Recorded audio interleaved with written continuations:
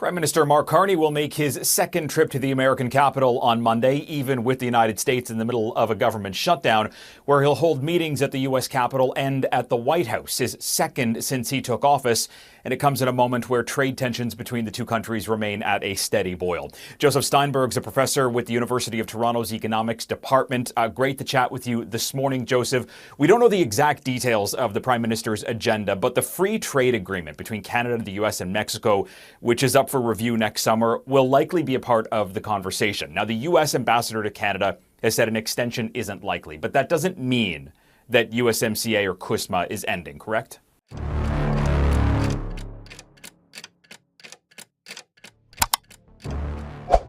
Algunos episodios no interrumpen el sistema, solo revelan con claridad que ya está operando bajo nuevas premisas. En abril de 2025, el gobierno de Canadá inició consultas internas con implicaciones directas para el mayor acuerdo comercial de América del Norte. Técnicos del Ministerio de Finanzas, acompañados por asesores vinculados a la Oficina de Relaciones Exteriores, comenzaron a revisar cláusulas específicas del tratado que rige el flujo de mercancías, inversiones y servicios entre Canadá, Estados Unidos y México. La agenda, aunque formalmente administrativa, se produjo en el mismo periodo en que los datos apuntaban a una brusca caída del 40% en el número de visitantes canadienses a Estados Unidos en relación con el mismo mes del año anterior. El impacto del episodio no se limitó a lo que ocurrió dentro de las salas técnicas de Ottawa. En las semanas siguientes, una coalición de empresarios del sector hotelero de las provincias fronterizas informó de una fuerte caída de los ingresos procedentes del turismo, mientras que los organismos comerciales registraban una contracción bilateral no solo en los servicios, sino también en las cadenas productivas integradas. Paralelamente, el Parlamento canadiense inició sesiones a puerta cerrada con miembros de la diplomacia y la defensa para discutir escenarios de discontinuidad o reestructuración del acuerdo conocido como USMCA.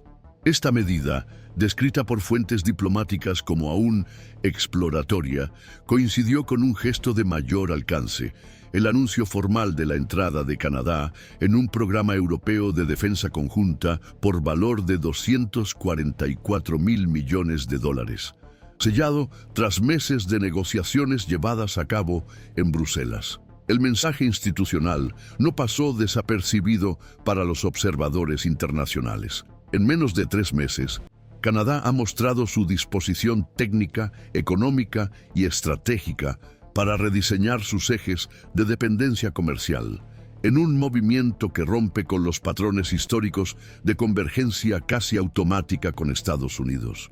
Y lo hizo en medio de una serie de gestos hostiles por parte del presidente Donald Trump, quien durante su regreso al poder reintrodujo aranceles del 25% sobre los productos canadienses, sugirió públicamente la anexión del país como 51º estado y estableció nuevos procedimientos de entrada para los ciudadanos canadienses que superaran los 30 días en territorio estadounidense, incluyendo el registro obligatorio y la toma de huellas dactilares.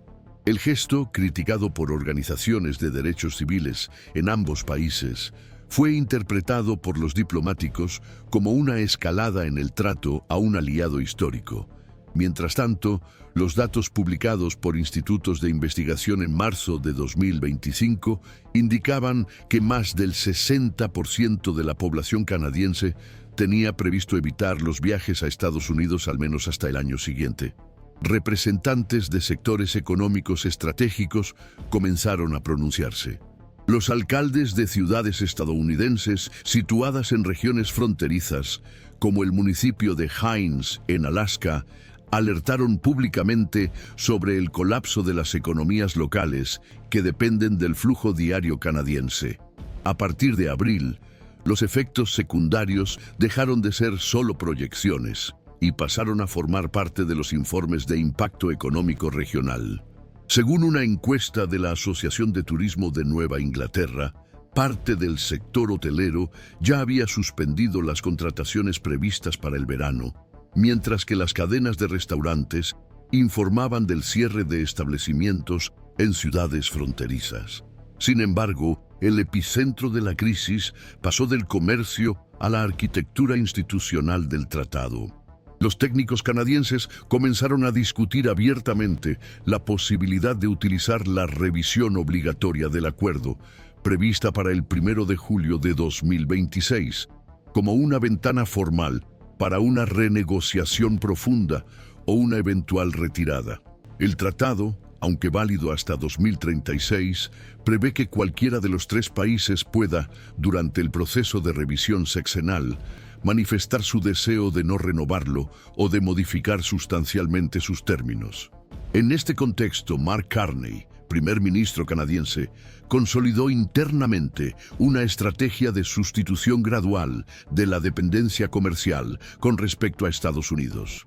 La construcción de este nuevo acuerdo, articulado a través de tratados con socios europeos y asiáticos, se presentó al Parlamento como una política de Estado, y no solo como una respuesta coyuntural.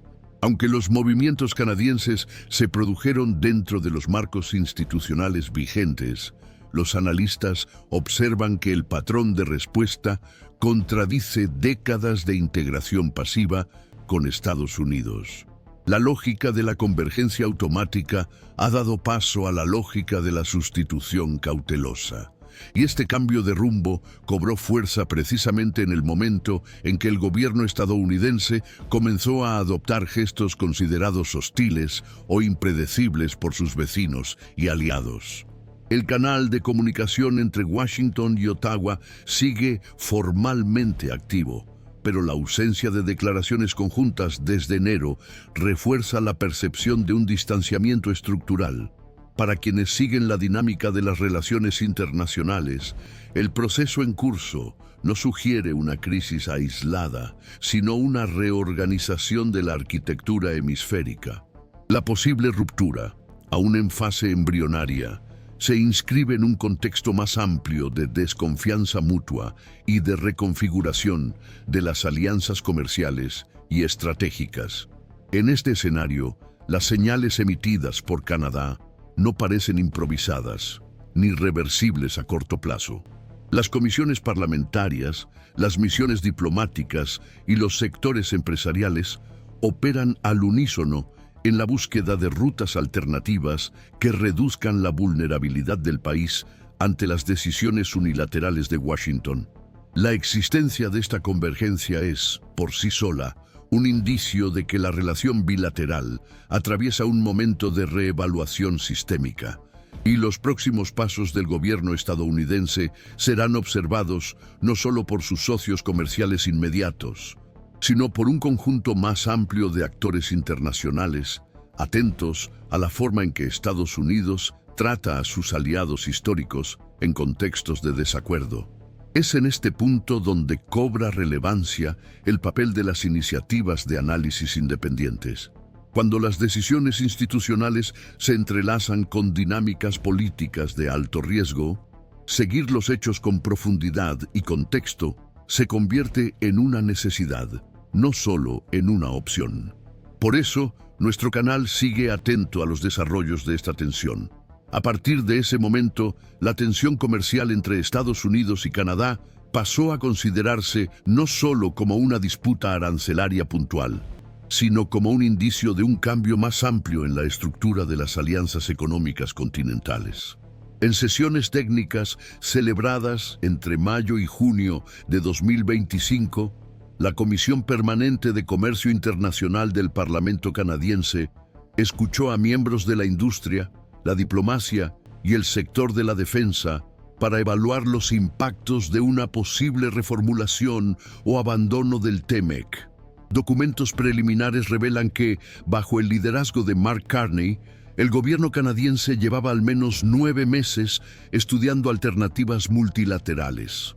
La adhesión al Programa Europeo de Defensa Colectiva, por ejemplo, no fue solo una decisión estratégica en el ámbito militar.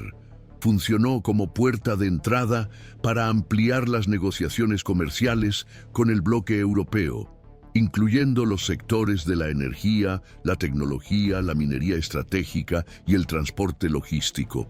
Según fuentes diplomáticas en Bruselas, la incorporación de Canadá se vio facilitada precisamente por la percepción de que el país buscaba una postura de previsibilidad institucional y de adhesión estable a las normas multilaterales. A partir de ahí, se pusieron en marcha otros mecanismos. Las autoridades comerciales canadienses intensificaron el diálogo con socios asiáticos como Japón y Corea del Sur, centrándose en acuerdos bilaterales de suministro y exportación. La lógica no era solo buscar nuevos mercados consumidores, sino diversificar las cadenas de suministro y reducir la exposición a las fluctuaciones políticas procedentes de Washington. Esta convergencia ayuda a entender por qué Canadá se mostró dispuesto a mantener las tarifas de represalia, incluso ante análisis económicos que sugerían una desaceleración. En mayo, un análisis de Oxford Economics indicó que parte de las medidas habían sido suspendidas. La respuesta oficial del ministro de Finanzas, François-Philippe Champagne, fue directa. El 70% de las tarifas siguen vigentes. La declaración no fue solo factual. Expresó una disposición política de mantener las presiones económicas incluso a costa de un costo interno, siempre que se asociaran a un proyecto más amplio de reposicionamiento internacional. Paralelamente, las audiencias públicas celebradas en Washington entre el 2 y el 4 de diciembre sacaron a la luz la percepción del sector productivo estadounidense ante el riesgo de colapso del TMEC.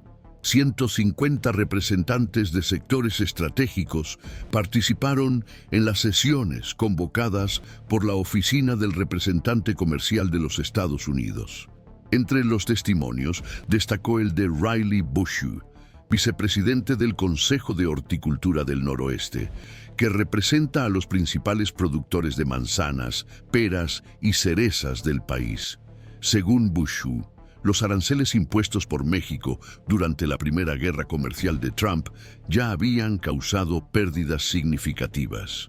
Y, si se rompe el acuerdo actual, miles de granjas familiares podrían dejar de operar.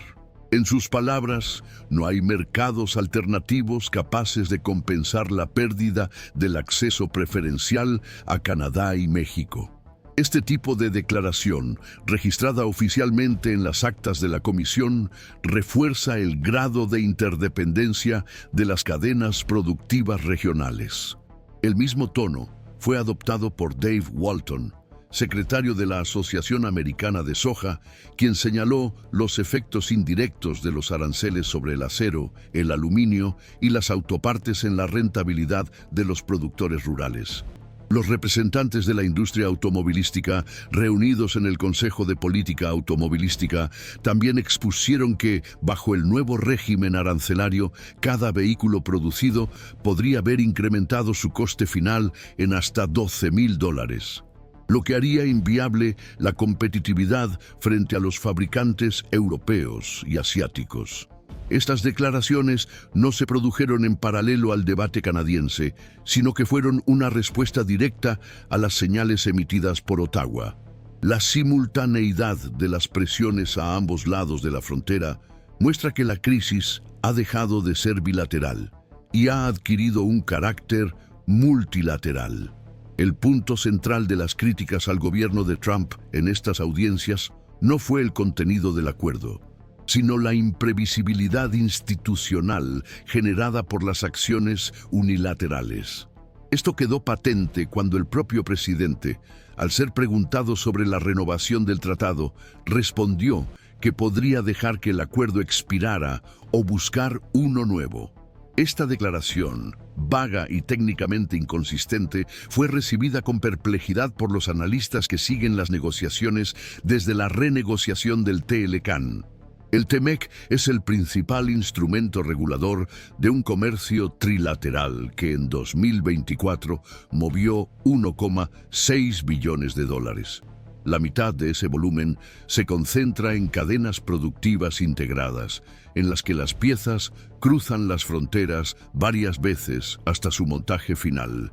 La simple imposición de aranceles en cada uno de esos desplazamientos representa en la práctica la inviabilidad logística del modelo actual. La interpretación de los representantes canadienses, mexicanos y estadounidenses es similar. Sin una señal clara de estabilidad institucional, la continuidad del tratado se vuelve arriesgada para todas las partes. Es en este entorno donde comienzan a tomarse las decisiones a medio plazo. Por parte de Canadá, la atención se centra en la consolidación de nuevos ejes comerciales permanentes. Por parte de Estados Unidos, las presiones internas intentan revertir las decisiones ya tomadas. Pero el tiempo para revertir los daños se está agotando. El calendario de la revisión obligatoria del USMCA establece plazos estrictos. Si ninguna de las partes solicita una renegociación antes de julio, el tratado seguirá vigente. Pero si uno de los países opta por la salida o una modificación profunda, todo el marco entra en una fase de rediscusión, con consecuencias institucionales inmediatas. Hasta ahora, Canadá no ha formalizado ninguna decisión. Pero la acumulación de gestos, acuerdos y declaraciones indica un camino que, aunque todavía reversible, exige señales de cambio por parte del gobierno estadounidense. Y esas señales, hasta el momento, no han llegado. Precisamente por eso, el seguimiento continuo de los movimientos técnicos, las decisiones del gabinete y las declaraciones parlamentarias se ha vuelto fundamental. Es en este espacio de convergencia entre la economía y la política donde la cobertura editorial encuentra su papel más relevante. Por aquí, seguimos atentos a los detalles que escapan a los titulares, pero que definen el rumbo institucional de los acuerdos con impacto directo en la vida de millones de personas. A partir de lecturas realizadas por observadores internacionales sobre registros y comunicaciones diplomáticas, Canadá comenzó a señalar, desde el segundo semestre de 2025, un cambio gradual en la forma en que administra su dependencia económica de los Estados Unidos de América. No ha habido ningún anuncio formal de ruptura, ni declaraciones concluyentes que indiquen el abandono del tratado.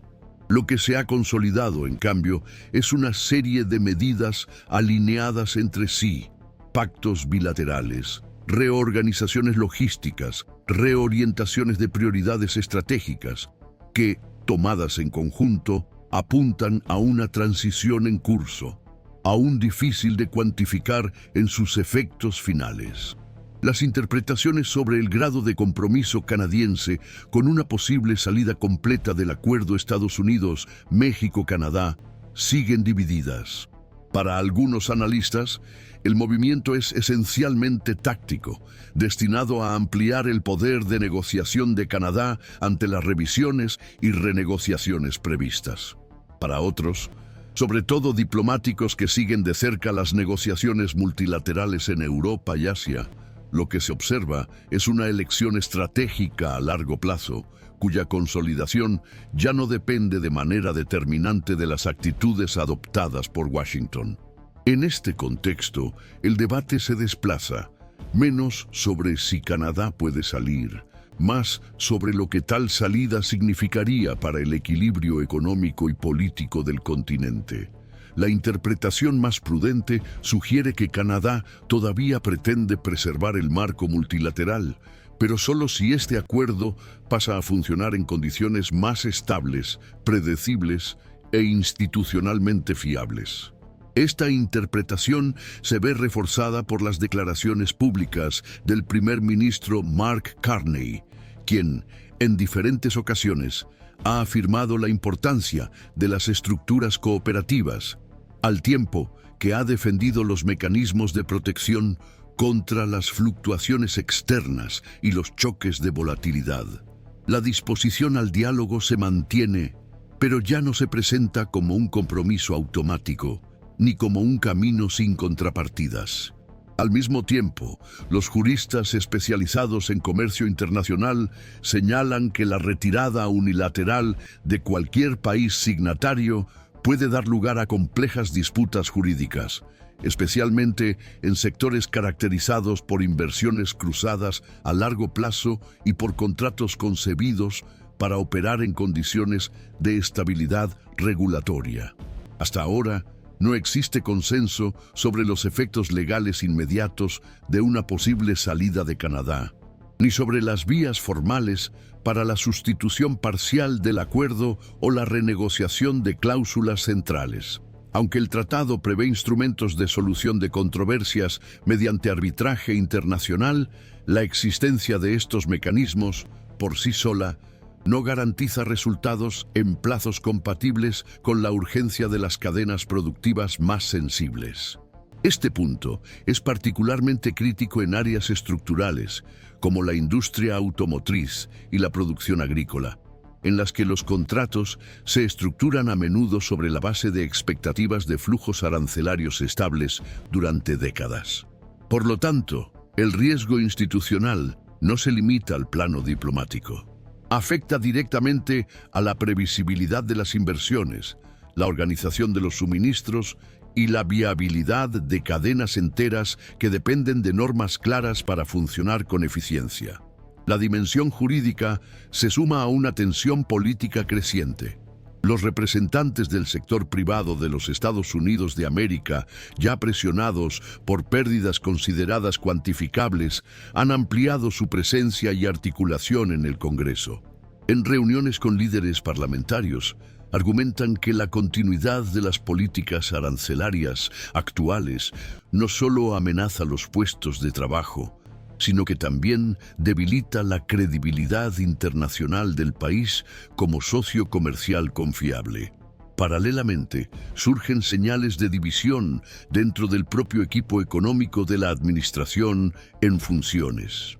Según fuentes con acceso a los debates en el Departamento de Comercio, existe una preocupación concreta de que la insistencia en una postura de confrontación contribuya a un proceso gradual de aislamiento en un sistema internacional cada vez más interdependiente. Es en este contexto que la fecha del 1 de julio de 2026 ha cobrado una importancia que va más allá del aspecto técnico. Más que un hito procedimental para la revisión del acuerdo, este plazo ha pasado a interpretarse como un punto de inflexión institucional. De él depende no solo la continuidad formal del Acuerdo Estados Unidos-México-Canadá, sino también el mensaje político más amplio sobre el tipo de liderazgo comercial que los Estados Unidos de América pretenden ejercer en las próximas décadas. Dependiendo de lo que se decida, o de lo que quede sin definir, otros países podrían reevaluar su posición frente al sistema multilateral históricamente asociado al liderazgo de Washington. Es precisamente la posibilidad de reajustes en cadena lo que hace que este episodio sea especialmente relevante. La ausencia de señales claras por parte de la Casa Blanca, combinada con la previsibilidad estratégica demostrada por Ottawa, produce una asimetría que puede ser interpretada por otras potencias como un indicio de fragilidad institucional estadounidense. Aunque el acuerdo se renueve, la tendencia es que los términos de la renovación no reproduzcan el diseño anterior. E incluso si Canadá permanece formalmente, los acuerdos bilaterales firmados en los últimos meses crean una red paralela de alianzas que reduce la centralidad de los Estados Unidos de América en la composición económica canadiense. Los analistas consultados por centros de investigación europeos y asiáticos observan que esta descentralización gradual puede servir de referencia para otros países que se enfrentan a dependencias similares. En este sentido, el caso canadiense trasciende la esfera continental y se convierte en un ejemplo de cómo rediseñar las dependencias sin una ruptura abrupta, sino con consistencia institucional y previsibilidad estratégica. A largo plazo, el efecto más duradero tal vez no sea una eventual salida del tratado, sino la consolidación de un nuevo patrón, Las asociaciones comerciales dejan de sustentarse únicamente en la proximidad geográfica y pasan a depender, sobre todo, de la confiabilidad política. Esta variable se ha vuelto central, y la forma en que los Estados Unidos de América administren este episodio será observada con la misma atención por aliados y competidores. Lo que está en juego no es solo un acuerdo específico, sino el propio modelo de gobernanza comercial estadounidense en una época de inestabilidad. Por eso seguimos de cerca los acontecimientos paso a paso, porque comprender sus límites y efectos es una de las formas más eficaces de entender hacia dónde se dirige la arquitectura institucional del orden internacional